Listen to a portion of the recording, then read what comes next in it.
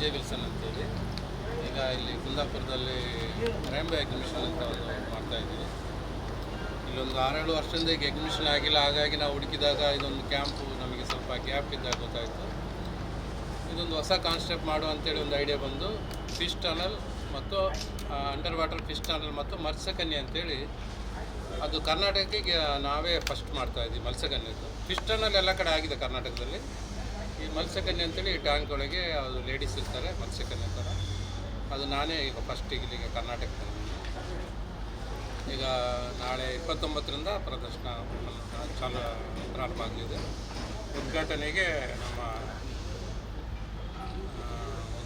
MLA Saheb ಬರ್ತಾಯಿದ್ದಾರೆ, Kiran Kumar ಹುಡುಗಿಯವರು, ಮತ್ತು ಶಾಸಕರು ಕುಂದಾಪುರ, ಮತ್ತು ಜಯಪ್ರಕಾಶ್ ಹೆಗಡೆ ಅವರು, ಮತ್ತು ತಹಸೀಲ್ದಾರ್ ಬರ್ತಾಯಿದ್ದಾರೆ, ಮತ್ತು ಅಧ್ಯಕ್ಷರು ದಿನೇಶ್ ಹೆಗಡೆ ಅವರು, ಮತ್ತು ನಮ್ಮ ಕುಂದಾಪುರ ಪುರಸಭೆ ಅಧ್ಯಕ್ಷರು ಬರ್ತಾಯಿದ್ದಾರೆ, ನಮ್ಮ ಕೋಟೇಶ್ವರ ಅಧ್ಯಕ್ಷರು, ಇವರೆಲ್ಲ ಬರ್ತಾಯಿದ್ದಾರೆ. ನಾಳೆ 6ವರೆಗೆ ಓಪನಿಂಗ್ ಇದೆ. ನಮ್ಮದು ಪ್ರದರ್ಶನ ಅಂದರೆ ಡೈಲಿ 5 ಗಂಟೆಯಿಂದ ರಾತ್ರಿ 9:30ವರೆಗೆ ಇರ್ತದೆ. ಇದರಲ್ಲಿ ಅಂದರೆ ನಮ್ಮದು ಗೇಟ್ ಎಂಟ್ರಿ 80 ರೂಪಾಯಿ ಇದೆ. ಅದರಲ್ಲಿ ಇದನ್ನೆಲ್ಲ ನೋಡ್ಬೋದು ನಾವೇನೆಂದರೆ ಈ ಫಿಶ್ ಟನಲು, ಮತ್ಸ್ಯಕನ್ಯೆ ಮತ್ತು ನಮ್ಮದು ಅಮ್ಯೂಸ್ಮೆಂಟ್ ಪಾರ್ಕು, ಸ್ಟಾಲ್ಸು, ಫುಡ್ ಇದೆಲ್ಲ ನೋಡ್ಬೋದು. ಅದು ಒಳಗಡೆ ಏನೋ ಪರ್ಚೇಸ್ ಇದ್ದರೆ ಅದು ಬೇರೆ ಟಿಕೆಟ್ ಇದೆ. ಒಳಗೆ ಬರಲಿಕ್ಕೆ 80 ರೂಪಾಯಿ ಇದೆ. 3 ವರ್ಷದಿಂದ ಕೆಳಗಿರೋ ಮಕ್ಕಳಿಗೆ ಫ್ರೀ ಇದೆ. 3 ವರ್ಷದಿಂದ ಮೇಲ್ಪಟ್ಟ ಮಕ್ಕಳಿಗೆಲ್ಲ ಪೂರ್ತಿ ಟಿಕೆಟ್. ಹಾಗೆ ಈಗ ಪ್ರದರ್ಶನ ಆಗ್ತಾಯಿದೆ. ಇದೆಲ್ಲ ಸರಿ. ಇವರು ಈಗ ಸೈಯದ್ ಭಾಯ್ ಅಂತೇಳಿ ಇವರೇ ಈಗ ಫಿಶ್ ಟನಲ್ ಇದೆಲ್ಲ ರೆಡಿ ಮಾಡಿರೋದು.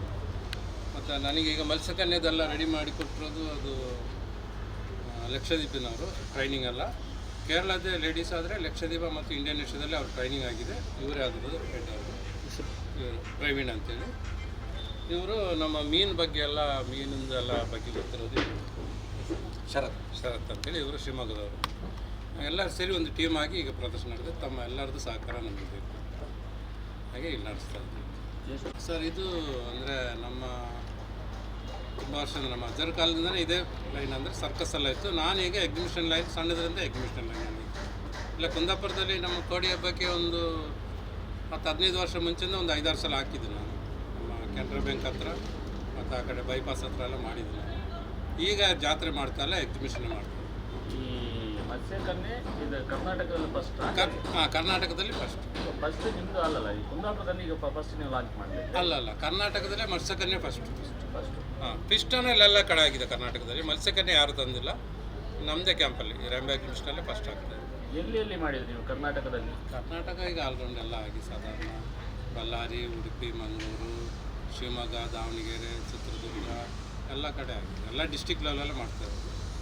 ಈಗ ನಮ್ಮದು ಕ್ಯಾಂಪ್ ಇದ್ದಿದ್ದಂದರೆ ಧಾರವಾಡ ಇತ್ತು. ಧಾರವಾಡದಲ್ಲಿ ಸ್ವಲ್ಪ ಮಳೆ ಜಾಸ್ತಿ ಆಗಿದ್ದಕ್ಕೆ ಅಲ್ಲಿ ಗ್ರೌಂಡ್ ಸೆಟ್ ಆಗದೆ ಈ ಕಡೆ ಸಿಕ್ಕಿದೆ. ಎಷ್ಟು ದಿನ ಇಲ್ಲಿ ನೀವು ಇದಾಗಿ ಮಾಡ್ತೀರಿ? ಇದು ನಮಗೆ 60 ದಿವಸ ಪರ್ಮಿಷನ್ ಇದೆ.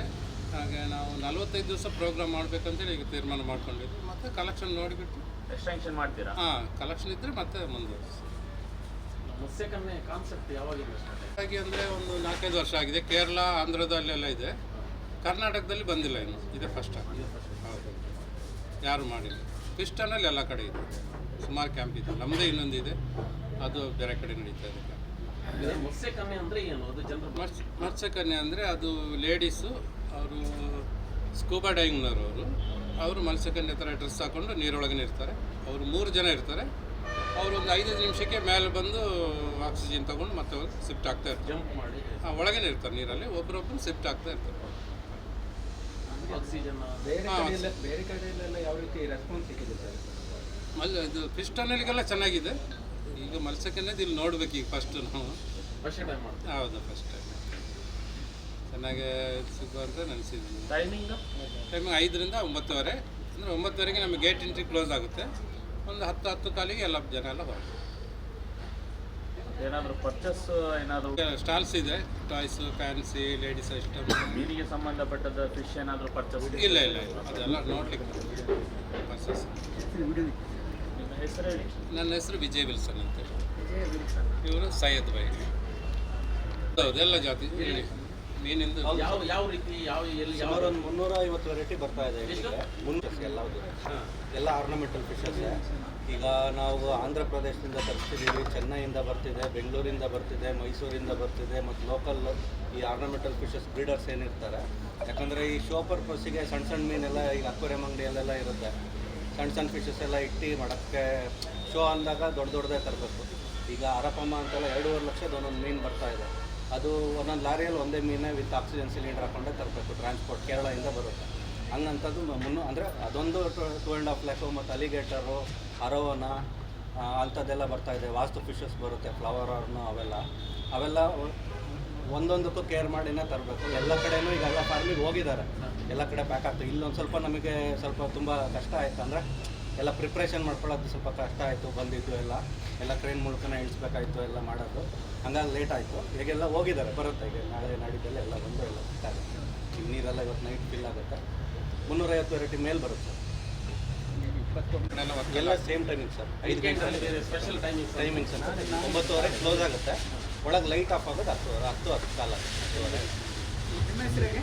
ನೋಡ್ಬೇಕು. ಪಬ್ಲಿಕ್ ಆಗಿದ್ದರೆ ಶನಿವಾರ ಭಾನುವಾರ ಒಂದು 4 ಗಂಟೆಗೆ ಸ್ಟಾರ್ಟ್ ಮಾಡ್ಬೇಕಂತ ಐಡಿಯಾ ಇದೆ. ನೋಡಿ ಪಬ್ಲಿಕ್ ಆಗಿದೆ. ನಿಮಗೆ ವೀಕೆಂಡಿಗೆ ಪಬ್ಲಿಕ್ ಆಗ್ತದೆ, ಜನ ಆಗ್ತದೆ. ಈಗ ಸ್ಕೂಲ್ ಮಕ್ಕಳಿಗೆ ಅಥವಾ ಒಂದು 3-4 ವಾರ ಆದ ನಂತರ ಅವರಿಗೆ ಕನ್ಸೆಷನ್ ರೇಟಲ್ಲಿ ನಾವು ಪಾಸ್ ಕೊಡ್ತೀವಿ. ಮತ್ತು ಈಗ ಇನ್ನೊಂದು ಈಗ ಏನಂದರೆ ನಿಮ್ಗೆ ಹೇಳೋದೇನೆಂದರೆ, ನಮಗೀಗ ಅನಾಥ ಮಕ್ಕಳು ಶಾಲೆ ಎಲ್ಲರೂ ಇದೆಯಾ, ಅನಾಥ ಆಶ್ರಮ ಇದೆಯಾ, ಇಲ್ಲ ವೃದ್ಧಾಶ್ರಮ, ಇದು ವಯಸ್ಸಾದವರು, ಅವರಿಗೆಲ್ಲ ಇದ್ದರೆ ನೀವು ಸ್ವಲ್ಪ ಕಾಂಟ್ಯಾಕ್ಟ್ ಮಾಡಿದರೆ ನಾವು ಅವರಿಗೆ ಫ್ರೀಯಾಗಿ ಎಲ್ಲ ಇದು ಮಾಡ್ತೀವಿ. ಮತ್ತು ಅವರಿಗೊಂದು ಫುಡ್ಡಿನ ವ್ಯವಸ್ಥೆನೂ ಮಾಡ್ತೀವಿ ನಾವು.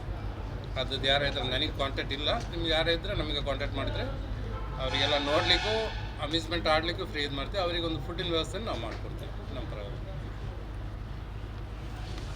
ಮೂಲತಃ ಕೇರಳದವರೇ, ಅಂದರೆ ಟ್ರೈನಿಂಗ್ ಎಲ್ಲ ಲಕ್ಷದ್ವೀಪ ಮತ್ತು ಇಂಡೋನೇಷ್ಯಾ. ಎಷ್ಟು ಜನ ಬರ್ತಾರೆ? 3 ಜನ ಎಲ್ಲ ಅವ್ರದ್ದು ವಿತ್ ಪರ್ಮಿಷನ್ ಲೈಸೆನ್ಸ್ ಎಲ್ಲ ಇದ್ದವರು. ಸ್ಕೂಬಾ ಡೈವಿಂಗ್ನವರೆಲ್ಲ. ಅವರಿಗೆ ಇಲ್ಲಿ ಆಹಾರ ಹವೆ ಎಲ್ಲ ಆಗ್ತದೆ? ಇಲ್ಲ, ಅದೇ ಈಗ ಸೆಟ್ ಆಗ್ತಾ ಇಲ್ಲ. ಅದೀಗ ಮತ್ತೊಂದು ನಮಗೆ ರೂಮ್ ಸಿಕ್ಕಿರಲಿಲ್ಲ. ಇಷ್ಟು ದಿವಸ ಲಾಡ್ಜಲ್ಲೇ ಇದ್ದಿದ್ರು, ಈಗ ರೂಮ್ ಸಿಕ್ಕಿದೆ. ಅವ್ರಿಗೆ ಫುಡ್ ಅಂದರೆ ಈಗ ಈಗ ನಮ್ಮದು 5 ಗಂಟೆ ಶೋ ಇದ್ದರೆ ಒಂದು 12 ಗಂಟೆ ಮೇಲೇ ಅವರೇನು ಊಟ ಏನು ಮಾಡಲಿಕ್ಕಿಲ್ಲ. ಮತ್ತು ಲೈಟ್ ಏನಾದ್ರು ಫುಡ್ ತೊಗೊಳ್ಬೇಕು. ಮತ್ತು ನಮ್ಮದು ಶೋ ಮುಗಿದ ಮೇಲೆ ನಾವು ನೀರಲ್ಲೇ ಇರೋದು. ಅದೆಲ್ಲ ಸ್ವಲ್ಪ ತೊಂದರೆ ಆಗ್ತಾಯಿದೆ. ಅವರು 3 ಜನ? 3 ಜನ.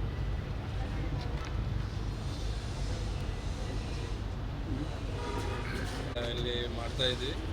ಎಲ್ಲರೂ ಒಳ್ಳೆ ಸಹಕಾರ ಕೊಟ್ಟು ನಮಗೊಂದು ಪ್ರೋತ್ಸಾಹ ಕೊಡಬೇಕಾಗಿ ತಮ್ಮಲ್ಲಿ ಕೇಳ್ಬೋದು.